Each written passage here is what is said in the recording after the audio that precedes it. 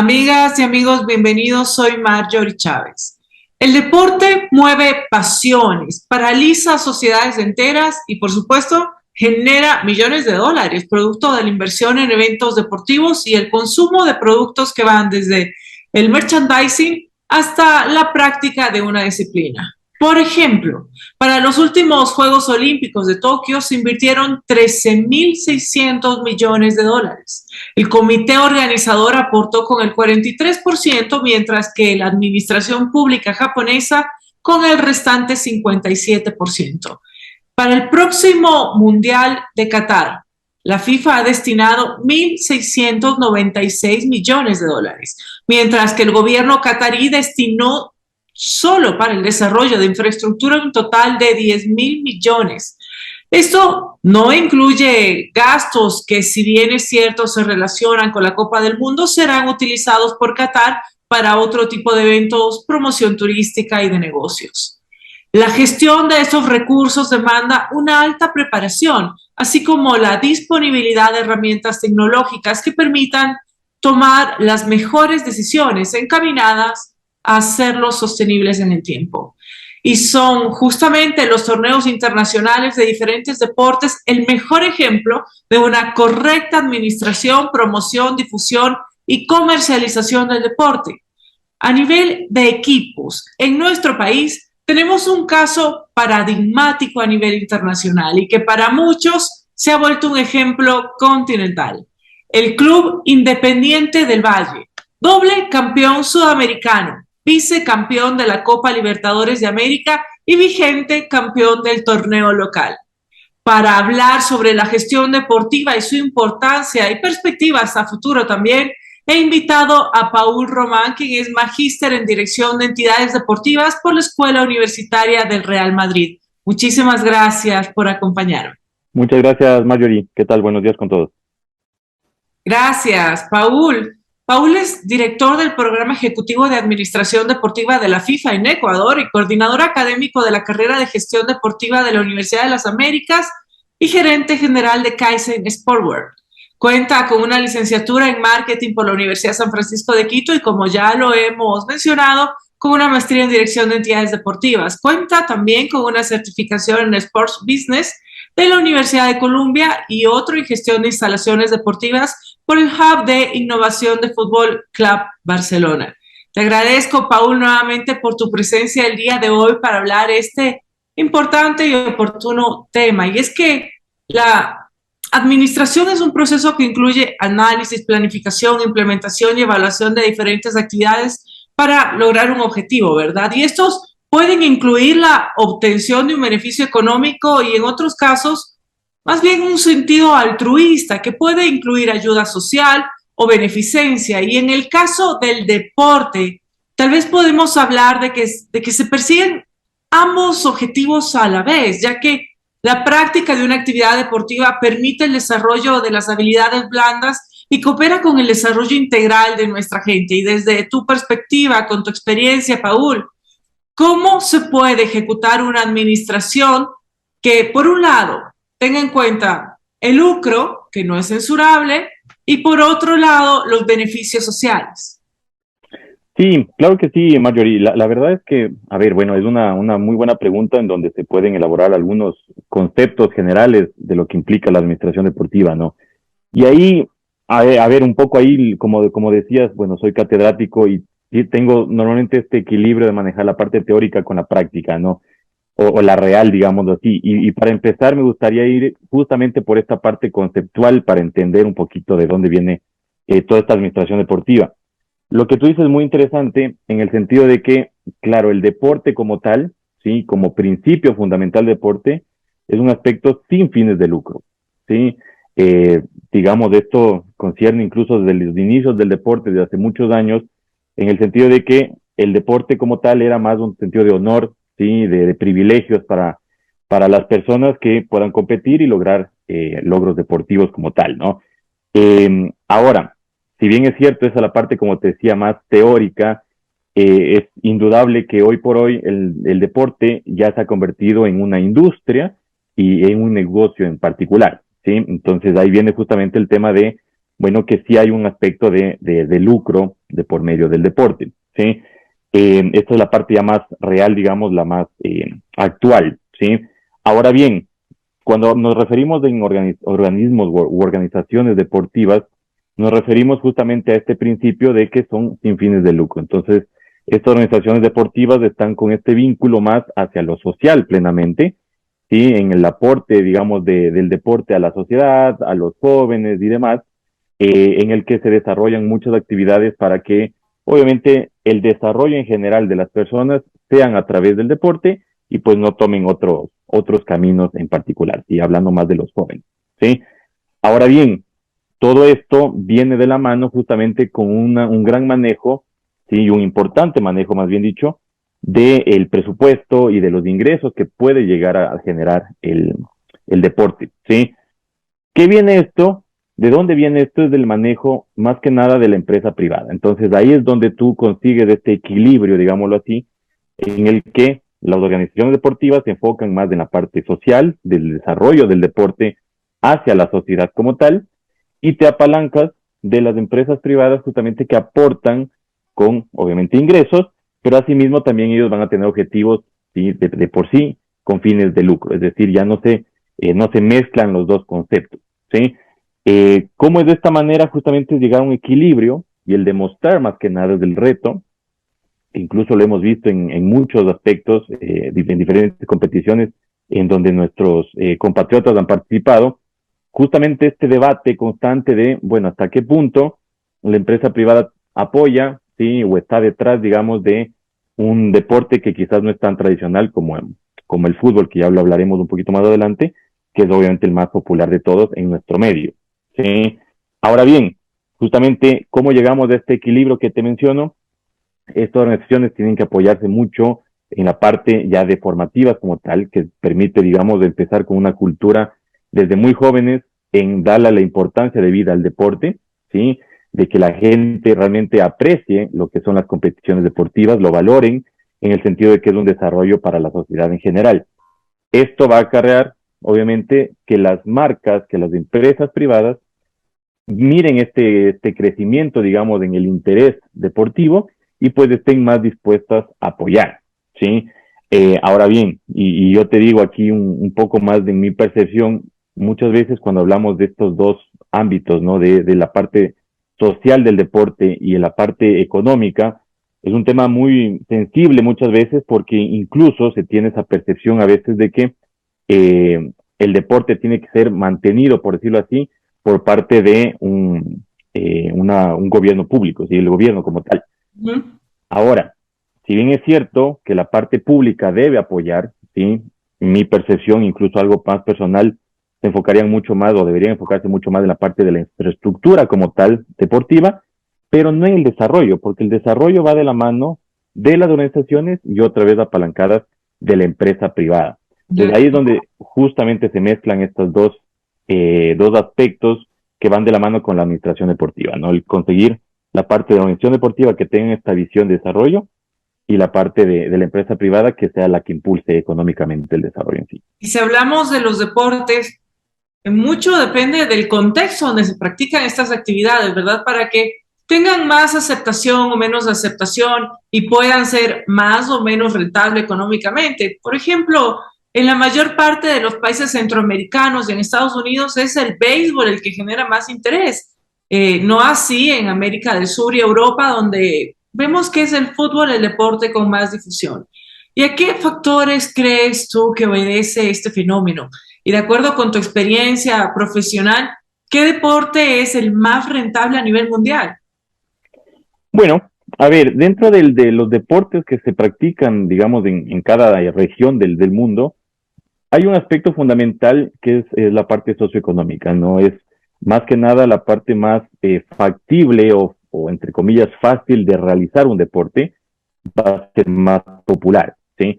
En el sentido, por ejemplo, el fútbol, como tú dices, es más arraigado en la parte de Sudamérica, en otras partes del mundo, y la verdad es que es un deporte mucho más popular, ¿sí? Hablando muy simplemente, es una pelota, armas unos arcos y se acabó, ¿sí?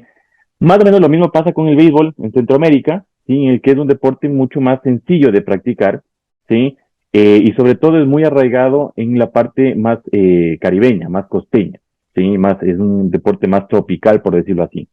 Y si bien es cierto, como dices, tienen mucha popularidad en Estados Unidos, lo irónico de ahora, por ejemplo, hablando del béisbol, es que en el país propiamente dicho, es decir, de Estados Unidos, el béisbol como tal no es tan popular en cuanto a la práctica como tal, ¿sí? Sí lo es para verlo como espectáculo, como liga, pero justamente de donde se nutren, digamos, de estas ligas de jugadores es la parte de Centroamérica. Lo mismo pasa con el fútbol. Sudamérica está muy arraigado el fútbol, ¿sí? Que otros deportes incluso han peleado por entrar y el deporte principal sigue siendo el fútbol. Y es por este aspecto, ¿no? Es mucho más un tema más socioeconómico en el sentido más popular, en el que no necesitas realmente mayor cosa para poder practicar ese deporte como tal, ¿no? Eh, Ahora, ¿cuál es el deporte más rentable hoy por hoy? Igual va a depender mucho de la región, ¿sí? En términos generales, se puede decir que obviamente el fútbol es el que mueve más millones de dólares, ¿sí? Porque es aquel que cubre la mayor cantidad de países, digamos, alrededor del mundo, ¿sí? En cuanto a la práctica y en cuanto a la visibilidad del deporte, ¿sí? Pero si nos enfocamos netamente en la parte económica, en la parte rentable, ¿sí? Es justamente el que más genera es el fútbol americano, de hecho. ¿Sí? La NFL, la Liga de Fútbol Americano de Estados Unidos, es la que más genera. Y mucha gente le llama la atención eso porque no es un deporte muy conocido, ¿sí? Aquí, sobre todo en Sudamérica y en otras partes del mundo, no es tan popular. Sin embargo, el modelo de negocio que conlleva esta liga es extremadamente comercial y eso permite que los ingresos sean mucho más altos que incluso el propio fútbol que cubre más países, ¿no? Entonces, hablando así en términos generales, podría ser el fútbol americano como tal. Y tomando en cuenta la importancia del deporte en la economía, existen varias iniciativas para que diferentes torneos se conviertan en dinamizadores de la economía en ciudades o países. Por ejemplo, ahora se prevé que en este mundial se generarán más de 5.000 millones de dólares solo para la FIFA y que Qatar va a llegar a tener incluso 1.5 millones de turistas. Además, también tienen previsto alrededor de 5.000 millones de personas que serán las que van a ver a través de la televisión, internet, el partido inaugural, por ejemplo, y el final del torneo también. Y sin duda, pues estos son incentivos para albergar importantes eventos deportivos, pero para el efecto se necesita cumplir con ciertos requisitos. Me gustaría que nos comentaras cuáles pueden ser estos requisitos y si crees que eventualmente nuestro país dispone de estas capacidades logísticas, de infraestructura, económicas también para recibir un torneo tan importante como un Mundial de Fútbol o una Copa América. Sí, totalmente. A ver, los eventos masivos son algo sumamente llamativos en los que todo el mundo está mirando hacia ese país. Entonces, el principal aliciente, digamos, para estos eventos es la parte turística, sin lugar a dudas, ¿no? Pero como dices, el llegar a tener un evento de esta magnitud conlleva muchos requisitos, pero los principales, yo me atrevería a enfocarme en tres, ¿sí? Más que nada, que vendría a ser la parte de la infraestructura deportiva, ¿sí? El contar con una debida infraestructura deportiva, incluso este tipo de eventos te ponen condiciones o mínimos de aforo en las instalaciones, en los estadios. Estamos hablando, por ejemplo, de la final del Mundial, el aforo mínimo para un estadio es por encima de los 80,000 personas, ¿sí? Entonces, por ahí debes de empezar, digamos, enfocándote en el que, bueno, si yo apunto hacia esto, tengo que tener en cuenta la infraestructura deportiva que me van a pedir, ¿sí? Y que yo estoy dispuesto en desarrollar. Eso por un lado. La otra, que es igual de importante, son las obras públicas, ¿sí? El tema, como tú mismo decías, la cantidad de turistas que acceden a un evento deportivo de esta magnitud conlleva a que los aeropuertos obviamente sean mucho más desarrollados, mucho más grandes, tengas autopistas, tengas líneas de metro, tengas transporte público que funcione adecuadamente para soportar toda la gente, digamos, que va a llegar al país, ¿sí? Y luego tenemos también el tercer punto, que es la inversión privada, ¿sí? Es el apoyo de las empresas privadas, muchos a través de sus marcas, a través de acuerdos comerciales, pero también incluso, que es algo también importante, se está viendo incluso acá, por ejemplo en Guayaquil, sin ir muy lejos, con la final de la Libertadores, el tema de la capacidad hotelera, ¿sí? Uh -huh. El tener esa disponibilidad para albergar tanta gente, y si no lo tiene la ciudad, pues prepararse para que las ciudades más contiguas, digamos, o más cercanas, puedan ayudar también en ese sentido, ¿sí? Incluso simplemente hablando de, otra vez de la Libertadores, se está hablando justamente de que una ciudad satélite en cierto punto es justamente Quito, ¿sí? En el sentido de que mucha gente se va a hospedar en Quito, va a ir al partido y pues vuelve a la ciudad después, ¿sí? Se hospedan acá. Entonces, esas tres cosas conllevan justamente estos requisitos principales que tú tienes que presentar, digamos, al comité organizador, y el comité decidirá qué sede es la que, digamos, la que es escogida, ¿sí? Esperemos pronto poder tener un evento de estos en nuestro país entonces. Sí, sí, sí, totalmente. Y la gestión deportiva también demanda una formación importante en varios temas: administración, comunicación, finanzas, marketing, publicidad y hasta el derecho.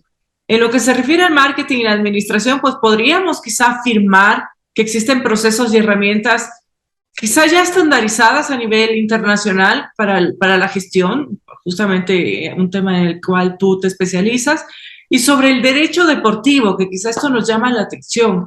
¿Existe algún tipo de derecho comúnmente aceptado a nivel internacional? A ver, sí, completamente dentro de administración, dentro de lo que es del marketing, ya tenemos, digamos, digámoslo así, un manual, ¿no? De acción, ¿sí? En el que te enfocas mucho en cómo se están desarrollando diferentes disciplinas alrededor del mundo a través de diferentes organizaciones, de empresas y demás, y lo puedes aplicar en nuestro medio, ¿sí? Ahora el reto que se mantiene es justamente decir, bueno, tenemos todas estas herramientas, tenemos todo lo que se está haciendo en otras partes del mundo, ¿cómo lo adaptamos a nuestro medio? ¿Sí? No es cuestión de simplemente decir, bueno, voy a tomar esta idea de aquí, la implemento en Ecuador y va a salir perfecto. No es así, no es tan fácil, ¿no? Entonces hay que adaptarlo a nuestro medio local y demás. Pero dentro de todo ya existen herramientas, ¿sí? En donde, como digo, tú puedes aplicar distintas ideas, distintas acciones de otros países, de otras disciplinas, y lo implementas acá, ¿sí?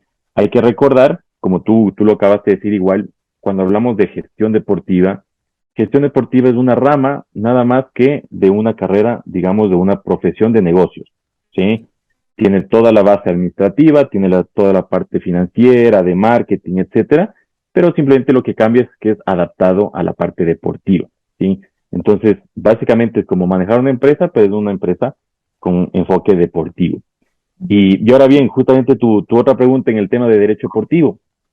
Totalmente hay distintos aspectos a considerar en el derecho, como en la rama en general de derecho, que son específicas para cada país.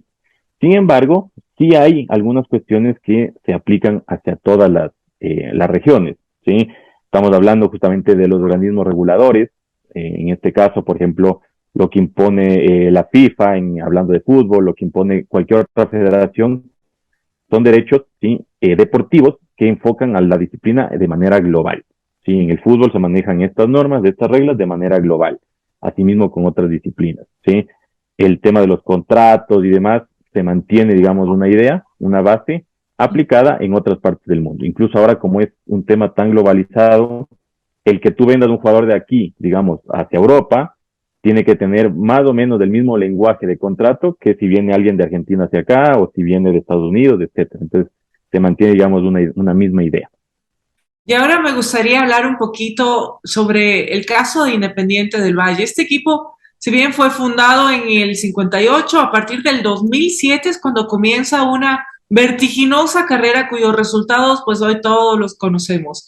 Y desde tu experiencia y observación como experto en la gestión deportiva, ¿cuáles consideras que han sido los elementos fundamentales que explican los éxitos administrativos y deportivos de esta institución? ¿Crees que este modelo ha influido también en la actual generación de futbolistas ecuatorianos que clasificaron para el Mundial de Qatar?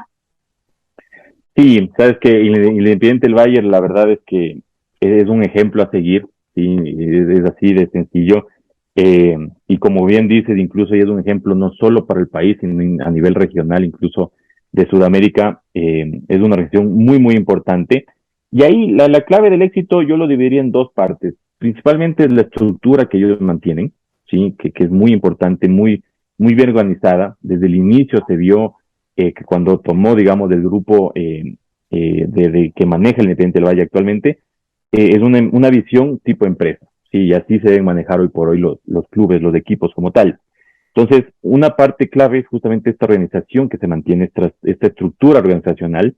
Y por otro lado, la idea también es que los objetivos sean muy claros desde el principio, ¿sí? En el caso Independiente, desde el inicio, desde hace unos 15 años, ¿sí? El objetivo principalmente era enfocado en desarrollar jóvenes promesas, ¿sí? En desarrollar la parte formativa del deporte. Y ahí se enfocaban, ¿sí? Incluso, como se puede ver a lo largo de estos años, el enfoque de Independiente del Valle en ese entonces era muy hacia desarrollar jóvenes promesas. Y hablaban solo de ese enfoque como tal, más allá de los resultados deportivos, ¿sí? Incluso hasta hace unos 5 o 6 años, su eslogan como tal era justamente el futuro campeón ecuatoriano. Es decir, no quiero pensar ahorita en conseguir resultados, en conseguir campeonatos. Ahorita quiero armar, digamos, jugadores promesas, jóvenes jugadores, digamos, con potencial, ¿sí? Y una vez desarrollado eso, pues dijeron, ok, ahora sí, nos vamos a enfocar más en la parte de resultados. Y ahí viene otro tema que sale, digamos, de estos dos conceptos que le ayudan al Independiente del Valle en este modelo, es que, y es así de sencillo, la verdad, no tuvieron la presión, digamos, de ser un equipo más conocido al inicio, ¿sí? Entonces pudieron tener mucha paciencia en el tema de seguir un proceso y demás. Y simplemente para terminar esa pregunta, sin duda alguna es un ejemplo, como te decía, no solo para clubes de la región o del país, sino a los propios jugadores, ¿sí? Hay jugadores que ya miran hacia allá, incluso ellos obviamente tienen un tema aspiracional, de decir, bueno, yo quiero llegar a ser como ellos en este sentido, ya miran hacia Independiente del Valle y decir, mira, yo quiero ser como ellos en el tema del potencial que tienen, en el tema de la formación integral que manejan. Entonces, sin duda alguna, yo creo que eso afecta muchísimo, influye muchísimo, mejor dicho, en la clasificación de este año y pues en el desarrollo en general de los jugadores ecuatorianos. Paul, te agradezco mucho por tu participación en este espacio y para finalizar nos gustaría que puedas darnos un último mensaje respecto a la importancia de una gestión profesional del deporte en nuestro país. Sí, más bien muchas gracias, Marjorie. Más que nada que decirte, bueno, los espacios de esta manera son bastante productivos porque nos ayudan a entender, digamos, de qué viene la gestión deportiva, la administración deportiva como tal, que es un aspecto fundamental, con la primera pregunta que empezamos, en el desarrollo social a través del deporte y el saber manejar, digamos, de estas entidades que te permitirán a largo plazo, pues, desarrollar muchas cosas a través del deporte. Entonces, me parece muy interesante estos espacios y más bien agradecerles por esta entrevista. Muchas gracias a ti y amigas y amigos. Espero que este programa haya sido de su interés. La gestión deportiva es un campo que está en auge en el mundo actualmente y el deporte siempre incluirá el beneficio económico, pero también una función social. No por nada su práctica permite articular el tejido social en las sociedades como lo ha mencionado nuestro invitado. Existen diferentes ejemplos a nivel mundial de equipos exitosos quienes han aplicado herramientas tecnológicas y han sido manejados de forma profesional. Sus resultados están a la vista y en nuestro país uno de sus ejemplos es el Independiente del Valle, justamente. Y de cara a la Copa del Mundo es importante señalar que la selección nacional tiene un modelo de gestión mismo que le permitirá articular los esfuerzos necesarios para impulsar al equipo de todos a alcanzar resultados históricos. Estamos cada vez más cerca del Mundial y el interés de todos nosotros se centrará en esa cita. Y en las próximas semanas continuaremos hablando de deportes y sobre las expectativas del desempeño de nuestra selección. Muchas gracias, soy Marjorie Chávez, nos vemos la próxima semana.